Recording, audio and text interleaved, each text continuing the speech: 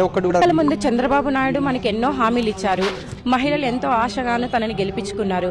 కానీ చివరికి ఏ ఒక్క హామీ అమలు కాలేదు. అన్ని వర్గాల వాళ్ళు కూడా ఓట్లు వేసి గెలిపించుకున్నారు. కానీ అన్ని మోసం చేశారు. మనము ముఖ్యంగా చెప్పాలంటే మహిళలకు సూపర్ 6 అనే పథకాలు అమలు చేస్తామని చెప్పారు. మనకి బడ్జెట్ లేదని చెప్పి ప్రతి మహిళకు 20,000 ఇచ్చి పసుపు కుంకుమ కింద ఇచ్చారు.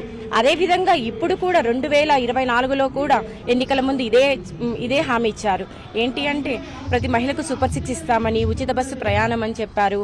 అండ్ ఒక మహిళకు 1,500 19 సంవత్సరాల నుంచి 59 సంవత్సరాల వరకు ప్రతి మహిళకు 1,500 ఇస్తానని చెప్పారు. తీరా చూస్తే ఏ ఒక్క 1,500 ఇవ్వలేదు. అండ్ ప్రతి ఒక్కరికి 15,000, ఒకరు ఉంటే 15,000, ఇద్దరు ఉంటే 30,000, ముగ్గురు ఉంటే 45,000, ఇంకా ఓపిక ఉండి కంటే నలుగురికి కూడా 60,000 ఇస్తామని చెప్పారు. కానీ అంటే ఇంత ప్రచారం చేశారు ఈ యొక్క